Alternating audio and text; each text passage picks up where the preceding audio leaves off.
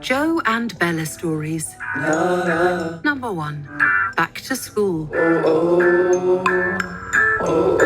The summer was over and it was time to go back to school. There's so much to organise, groaned Mum. I can't believe the holidays are over. I don't know why you're complaining, said Joe, who was 10. You don't even go to school.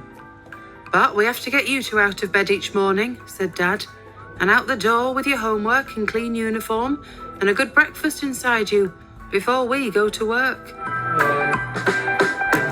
Joe was looking forward to school.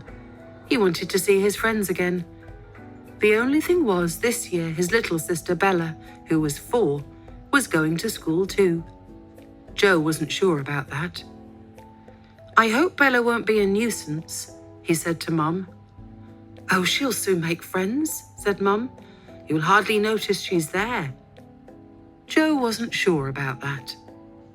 Bella was very excited.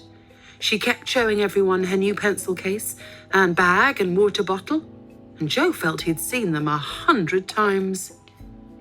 Finally, the morning came. The alarm went off and Joe and Bella tumbled out of bed and into their new uniform. Mum shoveled cereal into bowls and everyone gulped it down.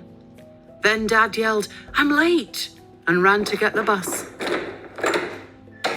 And Mum looked at her watch.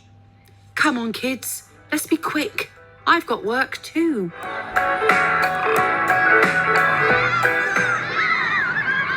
When they arrived at the playground, there were children and parents everywhere. Joe waved at one of his friends. Hey, Finn, how are you?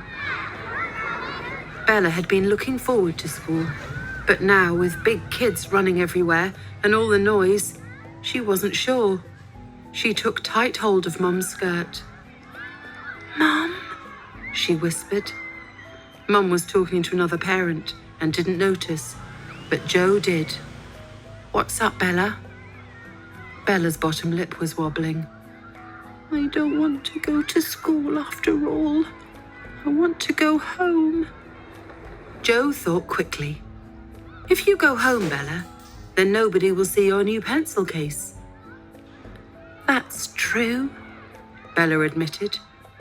Also, Mum has given you a box of raisins for your snack. Bella loved raisins. All right, she said. I'll stay. Mum took Bella to her new classroom. Joe was so busy that he did not have time to think about Bella until the head teacher, Mrs. Smales, put her head around the classroom door. Could you come with me a moment, Joe? She said. Joe was a bit worried. What could she want? We're having a problem with Bella, Mrs. Smales explained. She doesn't like her new teacher, and now she says she won't stay. In her classroom, Bella was hiding under a table in the dressing up area. She had her head buried under the costumes, and she was howling. Joe crawled under the table. What's the matter, Bella? He asked. I don't like her, said Bella, pointing at her teacher. She's a wolf. What? Said Joe. It's just my name, said the teacher impatiently. I'm Mrs. Wolf.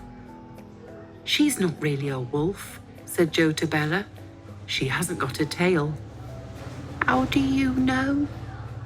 Joe groaned. He'd known Bella would cause problems at school. And she's got big teeth, said Bella. Then Joe had an idea. Even if she is a wolf, he said, then maybe she's a good wolf. Lots of wolves are. It's only in fairy tales that they are wicked.